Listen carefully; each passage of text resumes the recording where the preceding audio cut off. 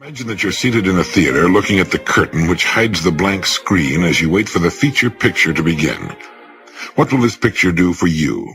How will it affect you? What impact will it have on your life?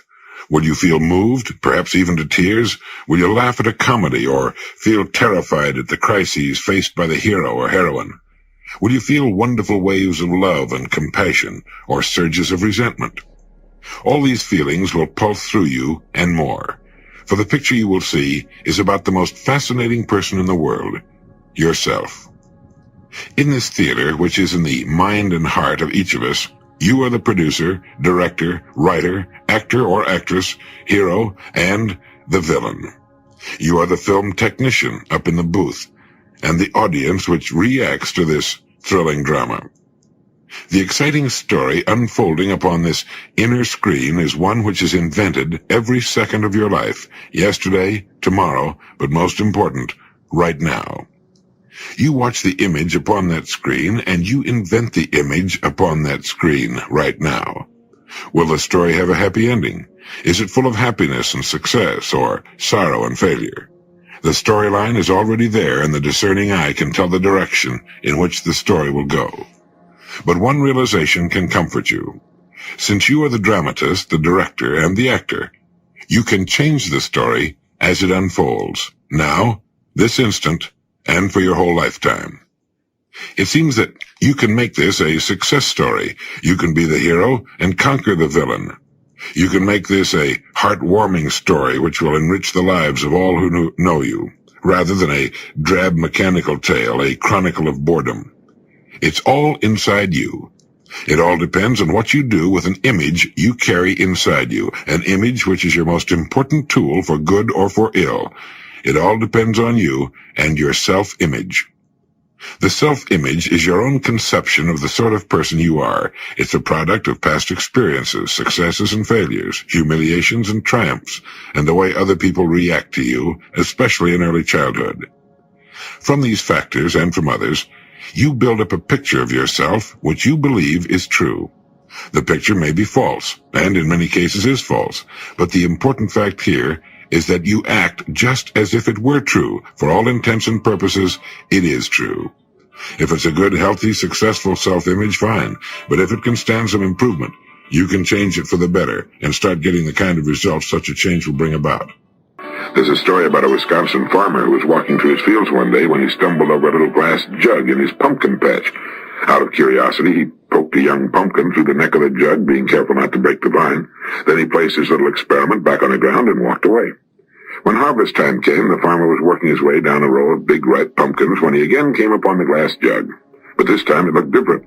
Picking it up, he discovered that the young pumpkin he had poked inside now completely filled its glass prison. Having no more room, it had stopped growing.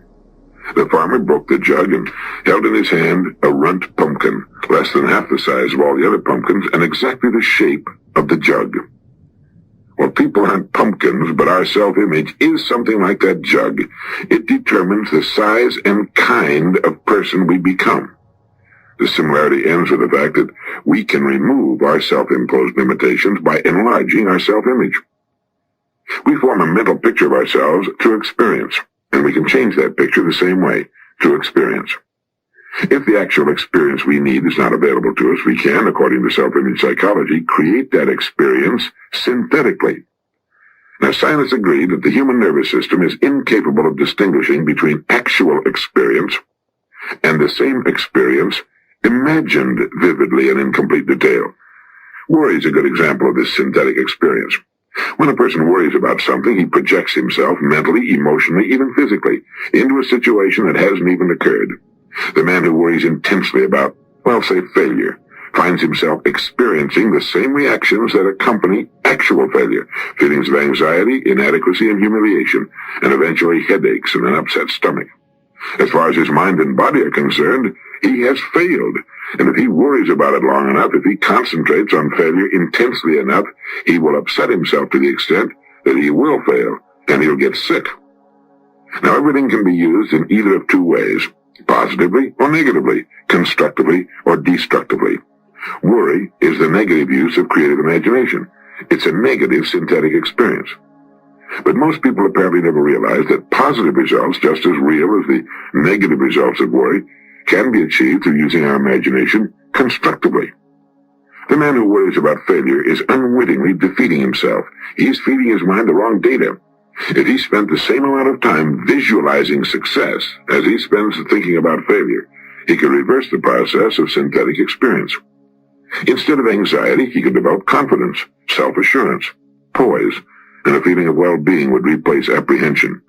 By concentrating on the success he desires, by synthetically experiencing that success, he can expand his self-image into that of a person for whom success is normal, expected. Why not practice holding the self-image of the person you most want to become? This is the person you can become. Use your spare moments to concentrate on your goals and the greater success you seek. Analyze your past successes and formulate ways your success can be increased in the future. Put more into the positive use of your imagination than you ever put into its negative use, worry. You're merely reversing the same creative process. Now it's working for you instead of against you. Nobody pokes us into glass prisons beyond which we can't grow, but all too often, almost unknowingly, we set unnecessary limits for ourselves by holding a self-image that's restricted, inadequate for the full realization of our potentialities. Each of us is, at this moment, the product of all his thoughts and experiences and environment up to this point. Through thought, we can control to an almost unbelievable degree both our experience and our environment from here on. Whether or not we choose to direct our own course through life is entirely up to us. The important thing is to know that it can be done. One time the late Dr. Maxwell Maltz, whom we called Uncle Max, dropped by my office for a chat and lunch. We got to talking on his favorite subject, namely how a person can come to grips with himself, develop a healthy self-image, and find freedom in the world. He told me he had discovered 4 important steps a person can take on a regular basis to form the new habits that can build a healthy, new self-image. And as he talked at lunch, I made notes on a scrap of paper. Here are his 4 points in the order in which he gave them to me. Number 1, forgive others with no strings attached. You must clean the slate absolutely. Forgive every person against whom you might hold some kind of grudge. Clean the slate. You do this for your own sake, your own peace of mind. We don't hurt others when we hold hatred toward them. We hurt ourselves. Seriously, it can lead to serious illness. So number 1, forgive others, all others. If you cannot take this first step, you can forget the rest. You haven't grown up yet. 2, forgive yourself. See yourself with kind eyes. Try to forget completely all the idiotic things you've done, the pain you've given to others, the embarrassments you've suffered, the mistakes you've made in the past. Forgive yourself. Wipe clean the slate. Look in the mirror, he said, and forgive yourself. Practice this, and you can actually pull it off. Now, it's not easy to forgive ourselves. We tend to be much tougher on ourselves than we are on others.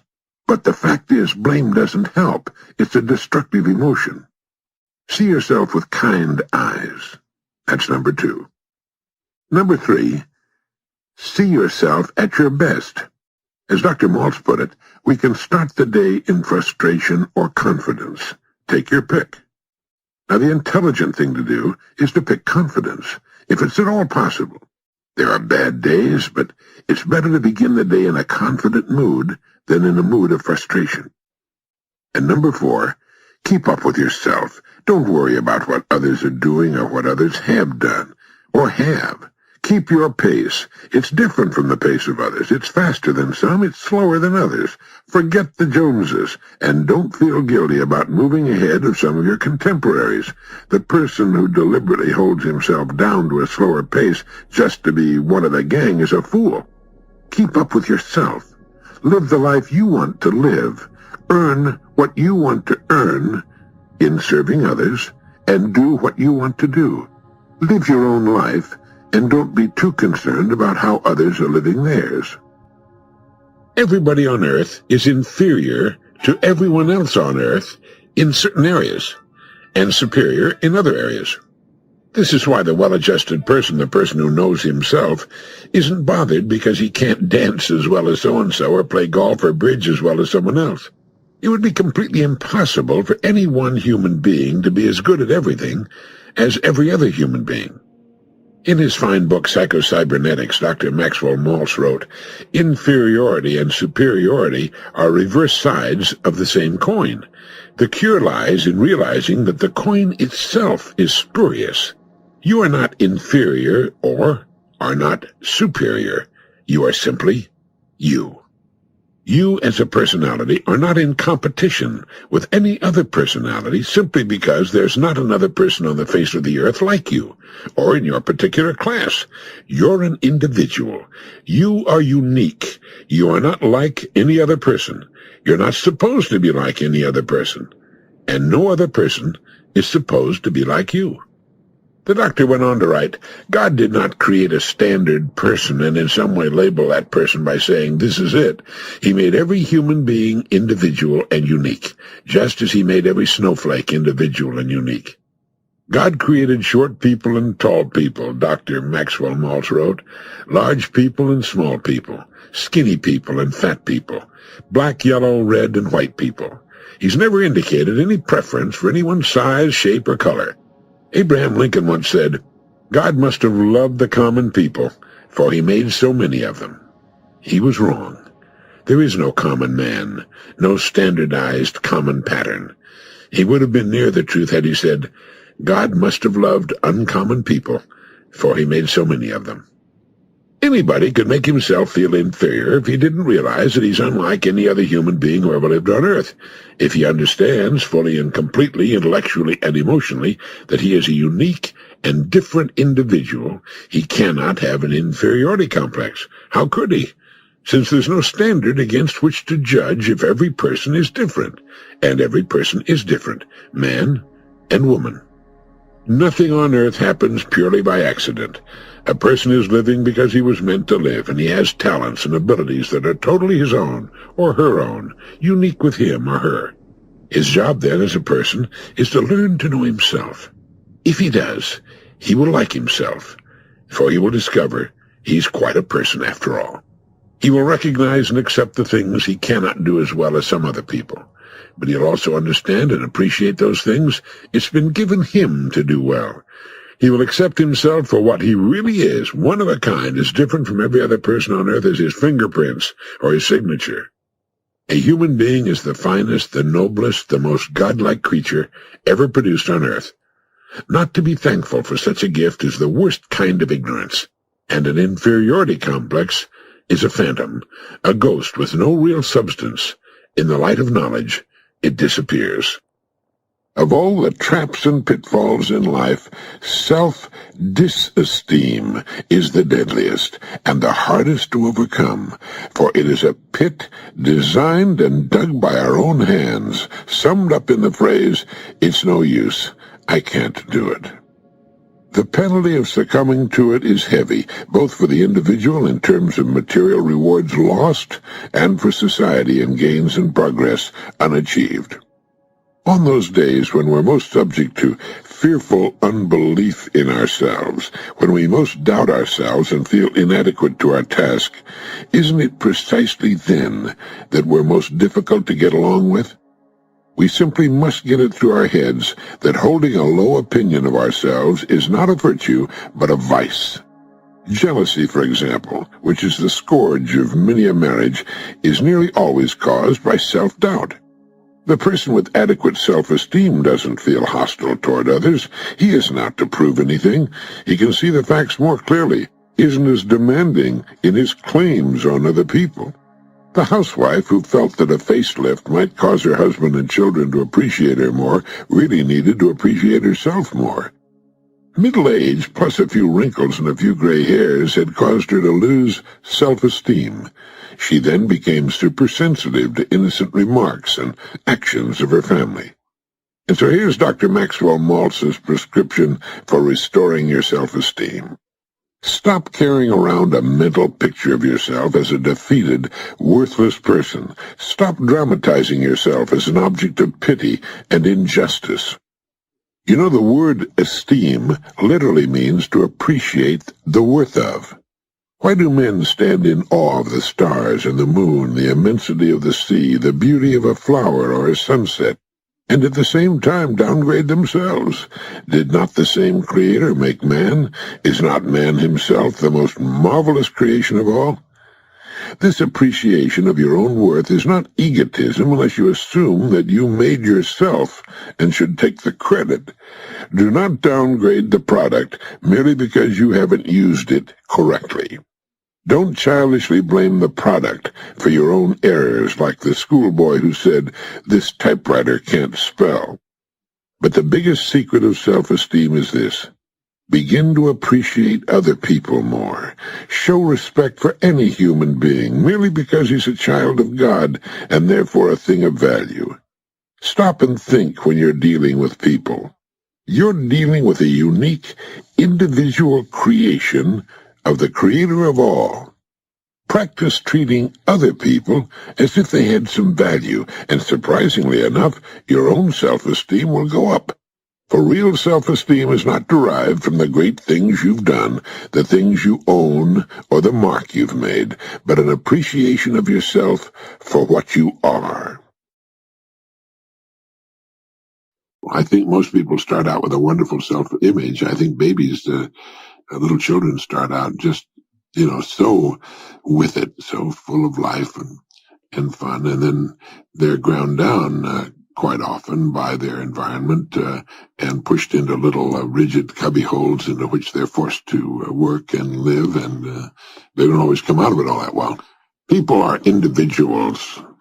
There are no two human beings alike. The possibility of there being two human beings alike, the possibilities are so remote, so staggering that it probably has never happened and will never happen, except in the case of single-egg twins, I suppose. So a person is a single, original human creature. He is different in certain ways from all other human beings.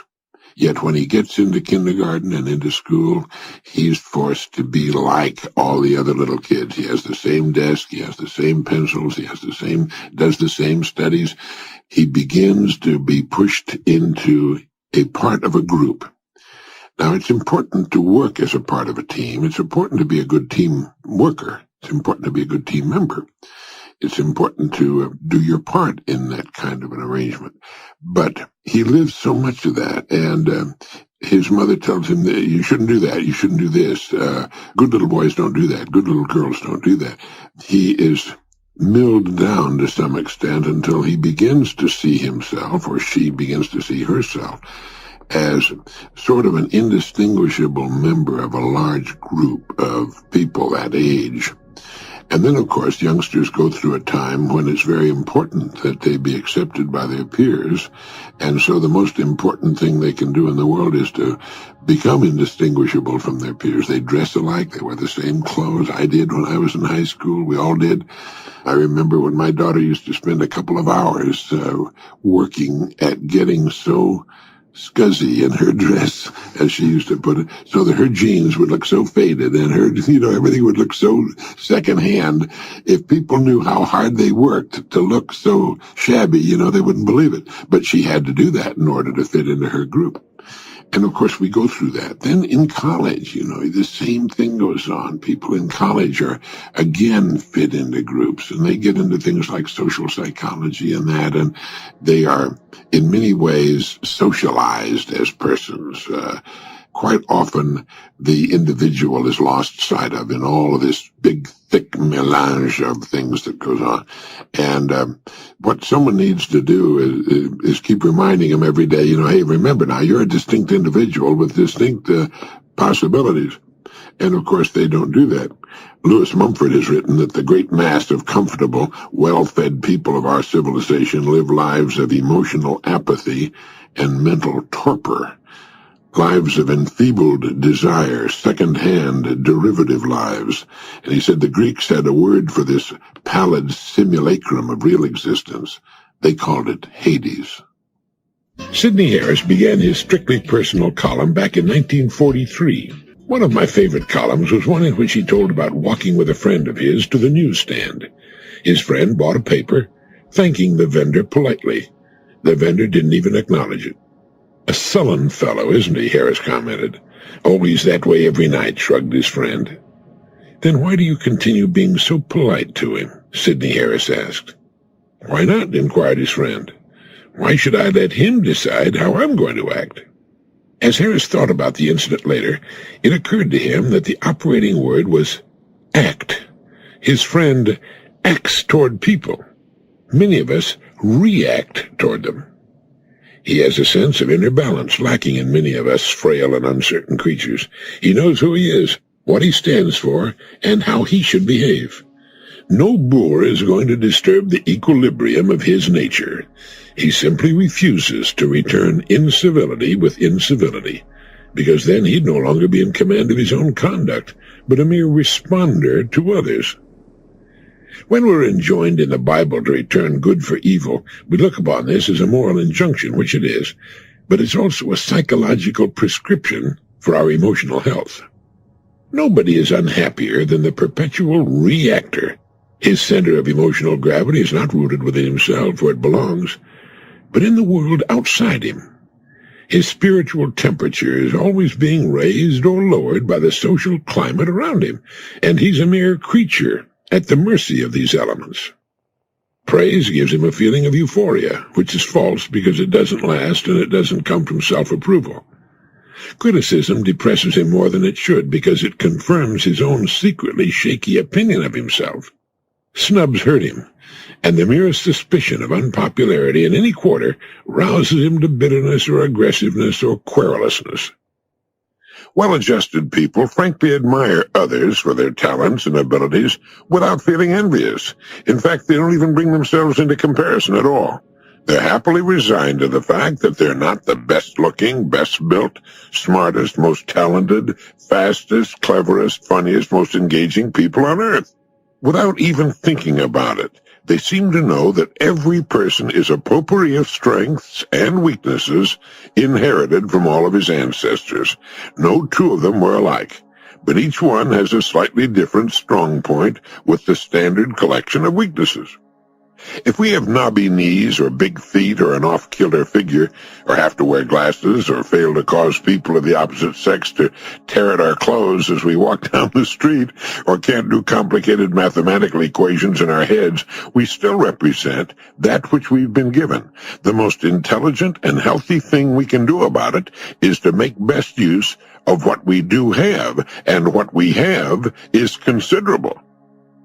The experts say that each of us has deep reservoirs of ability, even genius, that we habitually fail to make use of. We fail to make use of our own private and individual talents because we're caught up in the absurd and impossible game of trying to be like other people who could no more be like us than we could be like them. We forget that other people feel inferior too. Since there's no one else on earth just like us, how can we be inferior? We are, each of us, one of a kind, defying rigid comparison by any measuring stick. The next time you're in a room full of people, remember that every one of them feels inferior to some degree in many areas, just as you and I do. Consider your strong points, be yourself, and join the human race.